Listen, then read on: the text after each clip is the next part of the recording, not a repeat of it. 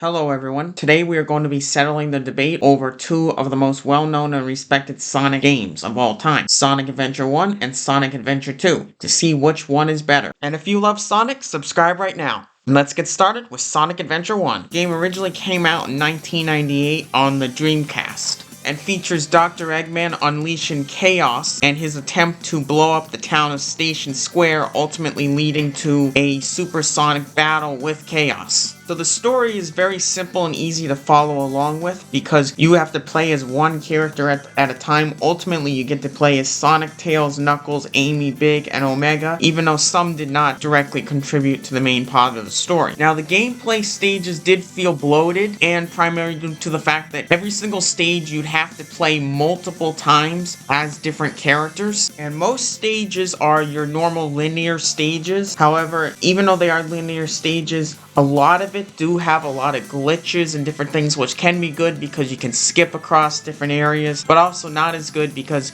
you may want to play through those areas. But it does give a lot of manipulation, so you can design your level kind of as you want a little bit more. So some of these stages do not test your skills as much as they probably should, and you do have a higher skill ceiling in this particular type of game. And certainly Sonic Adventure 1 did go a little more ambitious than many other games, with lots of different level designs, which was very effective. Also, the hub world, the design of that, the whole concept of Station Square and being able to actually move around to different areas in that town there was really cool there. Obviously, because the game came out in 1998, a lot of textures and basic graphic quality is certainly very low compared to modern games. But I mean, for the time being, when it came out, the textures did seem pretty good. It does give you a pretty good feeling, especially like in various stages, like if you're snowboarding or something, that you actually do feel like you're in that area. There also is a Chow Garden, which adds some fun perspective and more things to do in the game. There are a lot of glitches, but many stages are so fun and iconic and have so much replayability, which does make this game overall a pretty good Sonic game. Now let's move on to the argument for Sonic Adventure 2. So Sonic Adventure 2 was released in 2001, originally for the Dreamcast, and featured Dr. Eggman unleashing Shadow the Hedgehog and using the Space Colony Arc in an attempt to crash it, ultimately leading to Shadow and Sonic supersonic battle to prevent the Space Colony Arc from crashing. So the story was a much more heavy-hitting, darker tone, primarily due to the events with Shadow the Hedgehog, and the story overall, it just had a lot more cutscene moments and very important aspects that all built up to the final plot, and you were constantly changing between which players you were playing as, primarily as Sonic, Shadow, Knuckles, Tails, Rouge, and Dr. Eggman. And because everyone is at different points in the world at different times, it kind of builds the story to make the overall story feel more complete as building all the way through. Despite it being a little bit of a hard to follow story, still some very good points, including how Eggman became a more powerful villain as he was trying to blow up the moon. Also a mind-blowing ending. In terms of the gameplay, a lot of the stages were specifically designed for specific characters. So like stages with Knuckles and Rouge were smaller stages where you had to find emerald pieces versus stages with Shadow or stages with Sonic, which were a lot more wide open, where you'd have to run through larger areas, which kind of made the stages just feel that the unique abilities of each of these characters were really put to the test in every possible way, and different types of upgrades and skills were also really helpful as you played through different stages. The stages were a little too linear, and rail grinding could be messy at times, but I did like how the speed dash is very effective, where you can just hit it with one button at any time. The Chow Garden also has a lot of good features because you can actually teach the Chow and know what they're learning a little bit better. There is very few glitches, a lot of very good polish of the game, a lot of replayability, and overall it just feels like a very good designed game. So it's very obvious to me who the winner is. Sonic Adventure 2 is a much better game. It's just a refined product with literally like no glitches anywhere. You have so much better momentum ability, the better quality graphics and animated scenes are really nice. The soundtrack is just amazing. amazing with so many good songs, including Radical Highway, Live and Learn, and City Escape. And there's just so many iconic moments from all over the place throughout the game that many Sonic fans just instantly remember. And the replayability of the game is just crazy. There's so many good levels, including Metal Harbor, Sky Rail, and City Escape, where you can just go back through and replay them so much. But all that together, it just makes this game such an iconic game, and it's definitely the better of these two Sonic games.